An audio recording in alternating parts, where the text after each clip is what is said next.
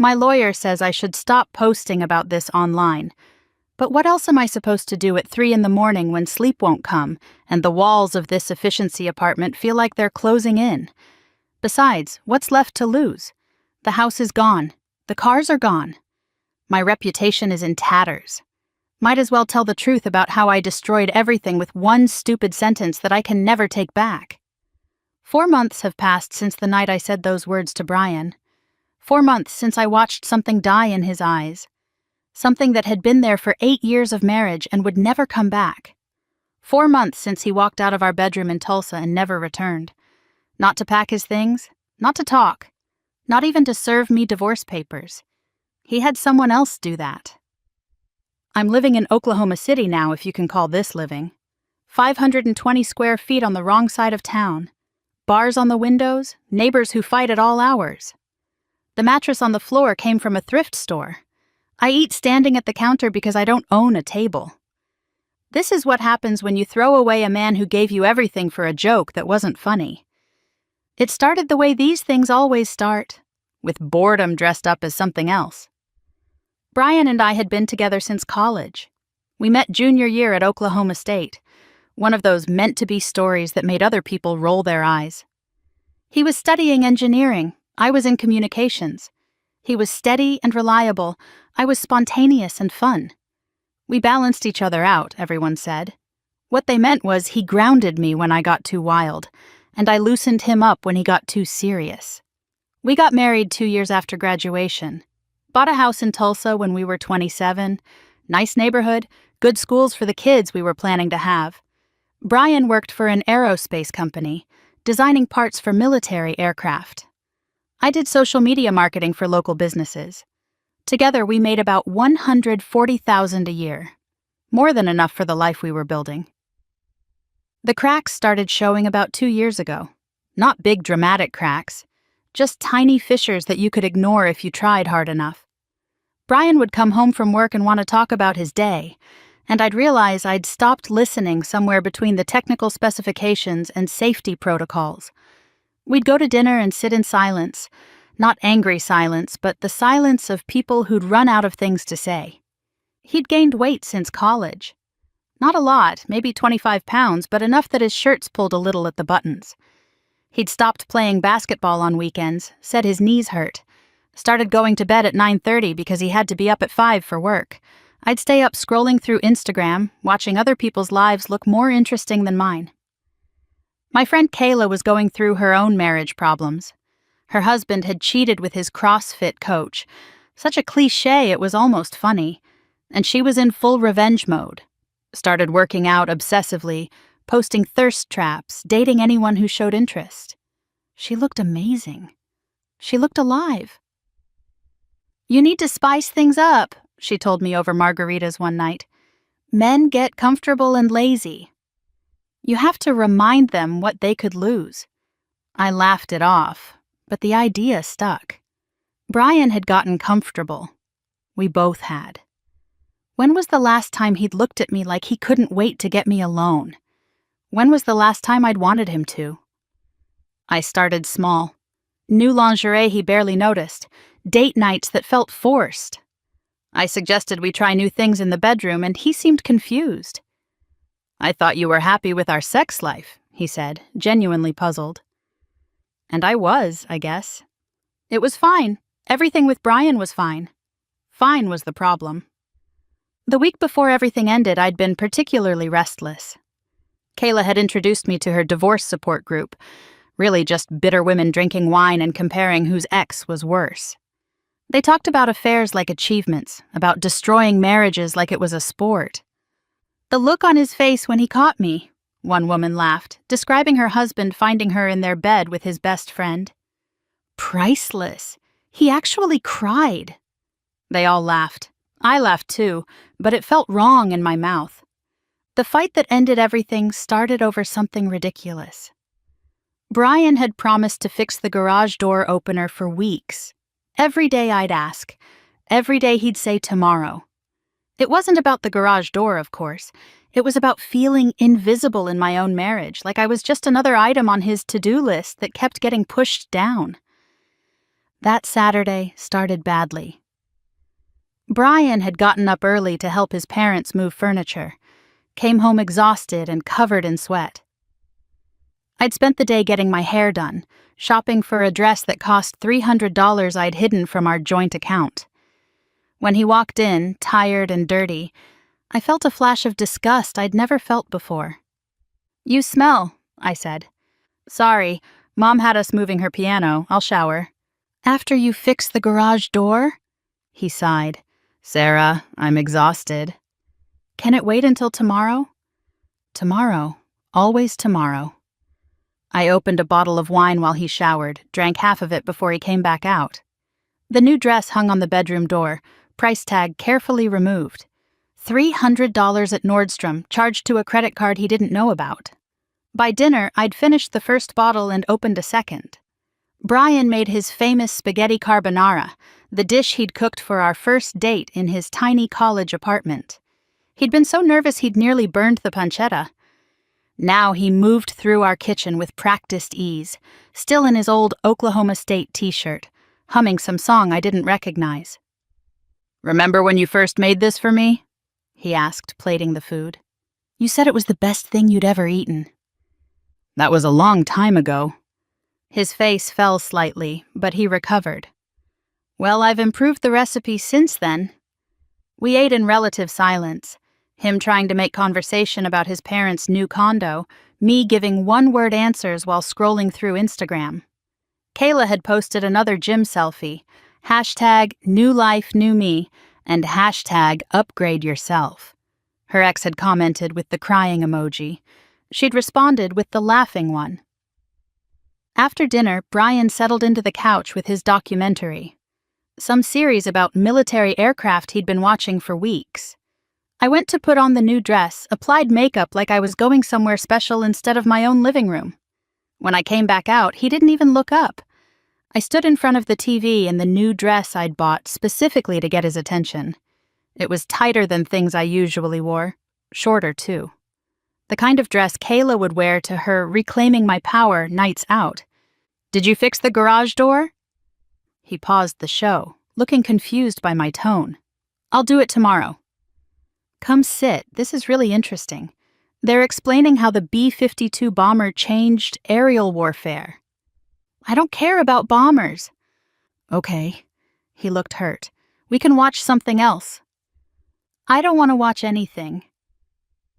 "I want you to do what you said you'd do." "Sarah, it's 9 o'clock at night. I can't fix the garage door now." "You can't do a lot of things." I should have stopped there. Should have recognized the wine talking, the frustration of feeling forgotten, the dangerous edge in my own voice. But Kayla's words were in my head. Remind him what he could lose. What's that supposed to mean?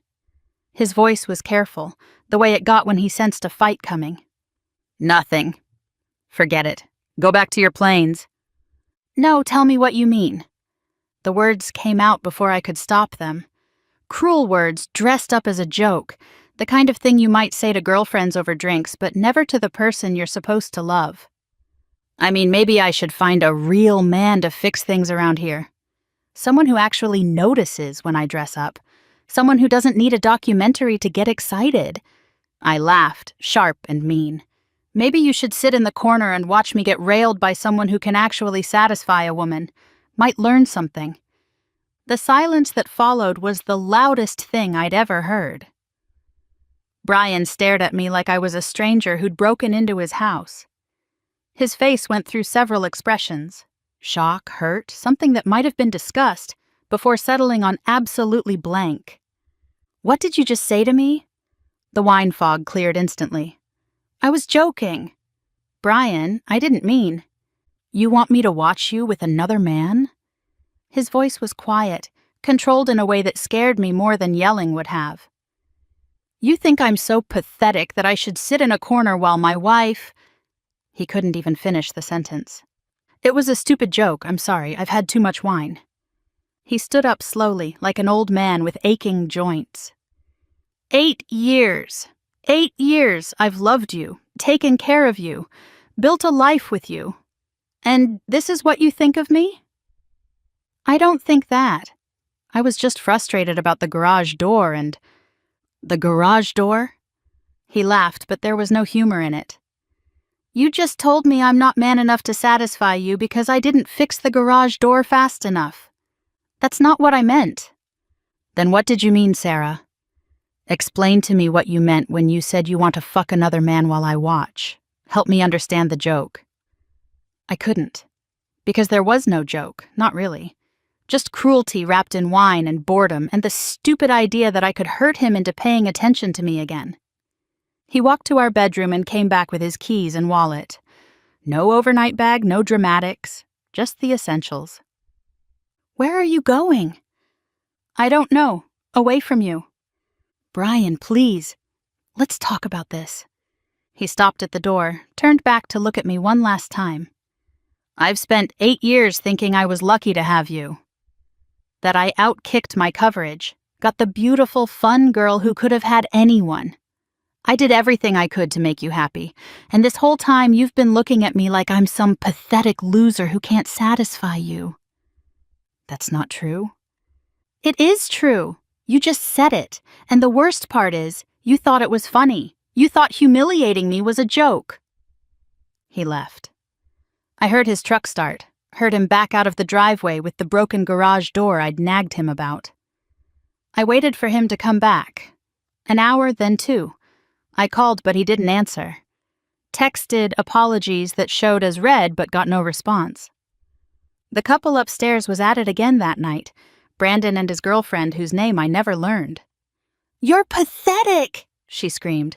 A real man would fight for me. The irony wasn't lost on me. I'd called Brian pathetic too, just with crueler words and a meaner heart. I called, but he didn't answer. Texted apologies that showed as read but got no response. Around midnight, I drove to his brother's house, sure that's where he'd go. Jake answered the door in boxers and a t-shirt, looking at me like something stuck to his shoe. He doesn't want to see you. Please, I need to explain. Explain what? How you think so little of my brother that you'd say that shit to him, how you've been laughing at him behind his back with your trashy friends. How do you know about my friends? Brian's known for months, Sarah. You think he's stupid? Coming home smelling like wine and talking about how boring your life is? He knew you were unhappy. He's been killing himself trying to figure out how to fix it. And this is what you do to him. I didn't mean it. Yeah, you did. That's what makes it worse. Now get off my porch before I call the cops. He didn't come home that night. Or the next night. I called in sick to work Monday. Sure he'd come back once he cooled down. Instead, I came home from a grocery run to find his brother Jake loading Brian's things into a U-Haul. Jake, who'd been in our wedding party, who came to our house for football games and barbecues, looked at me like I was garbage. But it wasn't just Jake. His cousin Tyler was there too, and 2 guys from Brian's work. They moved with silent efficiency, taking only what was his. The gaming console we'd bought together. His grandfather's toolbox. The signed football from his college team. They left the furniture, the decorations, all the things that made a house look like a home but felt empty without the person who'd made it one. Where is he? That's none of your business anymore. I'm his wife. I have a right to know. Jake laughed. His wife? You know what he told me you said? I've known Brian my whole life, never seen him cry until Saturday night. You broke him, Sarah, and for what? Because he didn't jump when you snapped your fingers? It was a mistake. I want to fix this. Some things can't be fixed. He's filing for divorce. You'll get the papers this week. He can't just leave. We have a mortgage, bills. He's still paying his half. More than you deserve, but he's done with you. We all are. The papers came Wednesday. No contest divorce, citing irreconcilable differences. Brian was offering to let me keep the house if I could refinance in my name, or we'd sell and split the equity. Fair, reasonable. Exactly like Brian. I tried to refinance, but my $65,000 salary wasn't enough for a $200,000 mortgage. I called him, left voicemails begging him to reconsider. Nothing. His lawyer communicated that my client preferred all communication go through legal channels. The house sold in 6 weeks. Market was hot, we made a decent profit. My half came to $43,000 after fees. Should have been enough to start over, but I was hemorrhaging money trying to maintain a lifestyle built for 2 incomes. Credit cards maxed out. Car payment I couldn't afford. Therapy bills because I thought if I could fix myself, maybe Brian would come back. Dr. Patricia Chen, my therapist, didn't pull punches. "You didn't just express frustration, Sarah," she said, her voice even. "You weaponized his deepest insecurities. You attacked his masculinity, his worth as a partner, his entire identity as your husband. Why did you think that was an acceptable tactic?" "I was drunk. I thought I was joking. Were you? Or were you saying what you really thought?" I couldn't answer, because the truth was uglier than wine and worse than any joke. I'd meant it in that moment. Some dark, cruel part of me had wanted to hurt him, to see him flinch, to make him feel as invisible as I felt. Except I wasn't invisible to Brian. I was everything to him. I just hadn't wanted to see it. He never did come back. I found out through Facebook that he'd transferred to his company's Houston office, started fresh in a new city where nobody knew our story. His relationship status went from married to single to nothing at all. He made his profile private. But his sister Emma still posts pictures sometimes. Brian at a company barbecue smiling with coworkers, Brian at a Texans game with friends I don't recognize, Brian looking happy without me. 3 months after he left, Emma posted a picture that broke me. Brian at some charity 5K, laughing at the finish line. He'd lost weight, looked younger somehow. Next to him was the blonde woman I'd later see in Houston. The caption read, "So proud of my brother for completing his first race." Amazing what you can accomplish when you're surrounded by people who believe in you. The comments were worse than the picture. His aunt writing, "So glad to see you happy again." His cousin saying, "About time you found someone who appreciates you." Even his mother, who'd always been polite to me, commented with 3 heart emojis. I screenshot it before the wine made me do something stupid like comment. Stared at it for hours. At this man I'd mocked for being out of shape, crossing a finish line with someone who saw him as worth running beside. The mutual friends chose sides quickly. Turns out, when you tell people you suggested your husband watch you sleep with another man, they don't find it as funny as you hoped. The women were brutal. "How could you say that to him? Brian adored you. Do you know how many women would kill for a husband like that?" The men were worse. They looked at me like I was contaminated, pulled their wives closer when I walked by. Word spread. Small city like Tulsa, everybody knows everybody. I became that woman, the one who emasculated her husband for sport. I lasted 3 months before I had to leave. Found a job in Oklahoma City, less money but a fresh start. Except $43,000 doesn't go far when you're starting over. First month, last month security deposit. New furniture because Brian took his half. Work clothes because my office was more formal. Gas for the hour commute because I couldn't afford to live closer to downtown. The money ran out faster than I expected. Credit cards climbed higher. The car got repossessed 2 months ago. A Volkswagen Atlas I'd insisted on because Kayla had one. Now I take the bus, 2 hours each way, standing room only. I tried dating apps. Put up pictures from before, when I still looked like someone worth knowing. The men who matched wanted one thing, and they weren't subtle about it. When they found out I was divorced, they'd ask why. I'd make up lies, but somehow they always knew. One guy, after 2 drinks, said, "You're the kind of woman who destroys men for fun, aren't you?" I left without finishing my wine. Kayla disappeared when I needed her most. Too busy with her own drama, her CrossFit ex trying to win her back. "You'll bounce back," she said the last time we talked. "Brian was holding you back anyway." Too boring for someone like you. But I wasn't bouncing back, and Brian hadn't been holding me back. He'd been holding me up. My apartment is a constant reminder of how far I've fallen. The couple upstairs fights every night, screaming matches that shake the ceiling. The hot water works sometimes. The lock on my door sticks, and I have to shoulder it open. When it rains, water leaks through the window frame, pooling on the warped floor. I eat ramen most nights. The good Korean kind when I'm flush, the 30-cent packets when I'm not. I've lost 15 pounds, but not in a good way. My clothes hang wrong. My face looks hollow. When I catch my reflection, I see what Brian must have seen that night. Someone cruel and empty, using words like weapons because I could. 2 weeks ago, I saw him. I was in Houston for a work conference, staying at a budget motel by the airport. I went to a restaurant near the conference center, and there he was, sitting at the bar with a woman, blonde, pretty in an understated way, laughing at something he said. He looked good, had lost weight, was wearing a shirt that actually fit. The way he leaned toward her, attentive and engaged. He used to look at me like that, before I got bored with being adored. I should have left.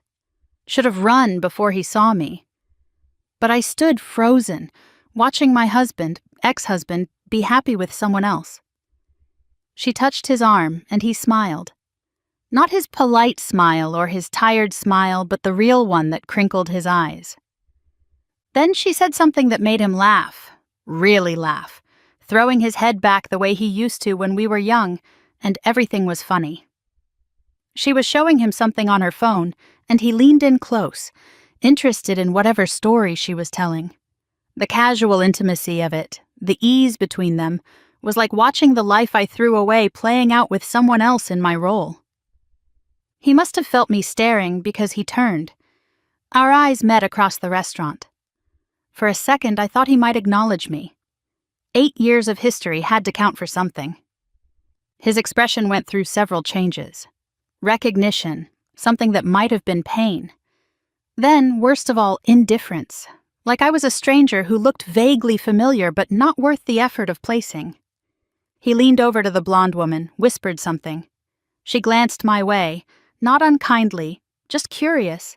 Then she nodded and touched his hand, a gesture of support, of understanding, of partnership. He turned back to his date like I wasn't there. Like I was a ghost from a life he'd already forgotten. I stood there for another moment, a ghost in my budget conference clothes, watching them be everything we used to be. Easy, connected, happy. The bartender asked if I was waiting for a table. I shook my head and left without ordering, and went back to my motel room and cried until I threw up. Not dramatic tears, but the ugly kind that come from understanding you've lost something you can't get back. The conference ended yesterday. I'm back in Oklahoma City, back in my efficiency apartment with its bars and leaks and couples who scream. Back to my 2-hour bus commute and ramen dinners and silence that presses in from all sides. Brian is probably home in Houston right now. Maybe with the blonde woman, maybe alone. But warm and safe and valued. Building a new life with someone who won't mock him for being steady and kind. Someone who understands that reliability isn't boring. It's everything. I think about that night constantly. Play it over and over, trying to find the moment I could have stopped myself. Before the wine, before the dress, before I let Kayla's poison seep into my thoughts. But the truth is, it wasn't really about that night. It was about 1,000 small moments when I chose dissatisfaction over gratitude. When I looked at a good man and saw only what he wasn't instead of everything he was. My lawyer says the divorce will be final next month. Brian agreed to everything, no fight, no drama, clean break like ripping off a bandage. Except bandages protect wounds while they heal. This won't heal. I've stopped trying to date, stopped pretending I'm going to bounce back. Some mistakes you move past, others become part of you, a weight you carry forever. This is the second kind. Tomorrow I'll ride the bus to work. Make small talk with coworkers who don't know my story. Come home to my empty apartment and eat dinner standing at the counter. Go to bed alone and try not to think about the life I had, the man I lost, the words I can't take back. Sometimes, late at night when the fighting upstairs stops and the city goes quiet, I let myself imagine what would have happened if I'd kept my mouth shut. If I'd sat next to Brian on the couch, watched his documentary, fallen asleep against his shoulder like I used to. Maybe he would have fixed the garage door the next day. Maybe we'd have had kids by now. Maybe I'd have learned that being cherished by a good man isn't boring. It's the rarest thing in the world. But I didn't keep my mouth shut. I chose cruelty over kindness, mockery over love. I told the man who adored me that he wasn't enough, that I wanted someone else, that he should watch himself be replaced. The joke was on me. He was more than enough. I was the one who wasn't. The efficiency apartment is cold tonight. The heat barely works, and extra blankets cost money I don't have. But this is what I chose when I decided Brian's love wasn't exciting enough. This is what I earned with my clever words and cutting jokes. Some women complain about their boring husbands. Others are grateful they had one to lose.